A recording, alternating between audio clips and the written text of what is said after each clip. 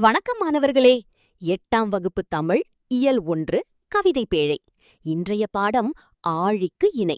இந்த பாடலை எழுதியவர் சந்தக்கவிமணி தமிழழகனார். தமிழையும் கடலையும் ஒப்புமைப்படுத்தி பாடிய அற்புதமான இரட்டுற மொழிதல் கவிதை இது. வாருங்கள் இந்த பாடலை படித்து மகிழ்வோம். பாடலை படிக்கும் முன் ஒரு சுவாரஸ்யமான விடயம் தெரிந்து கொள்வோம். தமிழை அமுதோடும் நிலவோடும் வானோடும் ஒப்பிட்டு பாடினார் பாரதிதாசன். தமிழை தாயோடு ஒப்பிட்டு மகிழ்ந்தனர் நம் முன்னோர். ஆனால் இந்த பாடலில் கவிஞர் தமிழழகனார் ஒரு புதுமையான உத்தி கையாள்கிறார்.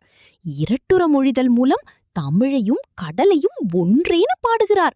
ஒவ்வொரு வரியும் தமிழையும் குறிக்கும், கடலையும் குறிக்கும். இது எவ்வளவு அழகான கவிதை உத்தி! வாருங்கள் இந்த அற்புதத்தை அறிவோம். இப்போது தமிழழகனாரின் ஆழிக்கு இணை பாடலை வாசிப்போம். கவனமாக கேளுங்கள். முத்தமிழ் துய்ப்பதால் முச்சங்கம் கண்டதால் மெத்த வணிகளமும் மேவலால் நித்தம் அணை கிடந்தே சங்கத்தவர் காக்க ஆழிக்கு இணை கிடந்ததே தமிழ் ஈண்டு. சந்தக்கவிமணி தமிழழகனார். பாடலில் வரும் சொற்களின் பொருளை அறிவோம். துய்ப்பதால் கற்பதால் தருதலால். மெத்த வணிகலன் அணிகலன் பெரிய வணிகக் கப்பல். மேவலால் பொருந்துதலால் பெறுதலால். நித்தம் நாள்தோறும். ஆழி கடல். இந்த 5 சொற்களும் மிக முக்கியமானவை.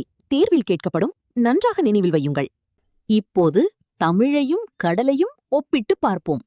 ஒப்பீடு 1. தமிழ் இயல், இசை, நாடகம் என முத்தமிழாய் வளர்ந்தது. கடல் முத்துகளை தருகிறது. ஒப்பீடு 2. தமிழ் முதல், இடை, கடை ஆகிய முச்சங்கங்களால் வளர்க்கப்பட்டது. கடல் வெண்சங்கு, சலஞ்சலம், பாஞ்சசன்யம் என 3 வகையான சங்குகளை தருகிறது. ஒப்பீடு 3. தமிழ் 5 காப்பியங்களை அணிகலன்களாக பெற்றது. கடல் மிகுதியான வணிகக் கப்பல்கள் செல்லும்படி இருக்கிறது. ஒப்பீடு 4. தமிழ் சங்கப்பலகையில் அமர்ந்திருந்த சங்கப்புலவர்களால் காக்கப்பட்டது. கடல் தன் அலையால் சங்கினை தடுத்து நிறுத்தி காக்கிறது. மாணவர்களே, பாடலின் ஒவ்வொரு வரியும் தமிழையும் குறிக்கிறது, கடலையும் குறிக்கிறது. இதுதான் இரட்டுற மொழிதல் அணியின் அழகு. இரட்டுற மொழிதல் அணி என்றால் என்ன என்று தெளிவாக அறிவோமா? ஒரு சொல் அல்லது தொடர் இரு பொருள் தருமாறு அமைவது இரட்டுற மொழிதல் அணி ஆகும். இதனை ஸ்லேடை என்றும் கூறுவர். இந்த பாடலில் அமைந்துள்ள சில சொற்றொடர்களின் பொருள் தமிழ், கடல் ஆகிய 2க்கும் பொருந்தும் வகையில் அமைந்துள்ளதால் இது இரட்டுற மொழிதல் அணி ஆகும். பாடல் வரிகளில் உள்ள சொற்களை பாருங்கள். முத்தமிழ் தமிழுக்கு முத்தமிழ், கடலுக்கு முத்தினை அமிழ்ந்து எடுத்தல். முச்சங்கம் தமிழுக்கு முதல், இடை, கடைச்சங்கம், கடலுக்கு 3 வகையான சங்குகள். ஒரே சொல் 2 பொருள். இதுதான் இரட்டுற மொழிதல் அணியின் சிறப்பு.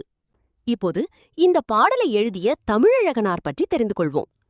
தமிழழகனாரின் இயற்பெயர் சண்முகசுந்தரம் ஆகும். இவர் சந்தக்கவிமணி என்று குறிப்பிடப்படுகிறார். இவர் இளம் வயதிலேயே இலக்கண புலமையும் செய்யுள் இயற்றும் ஆற்றலும் பெற்றவர். 12 சிற்றிலக்கிய நூல்களை படைத்துள்ளார்.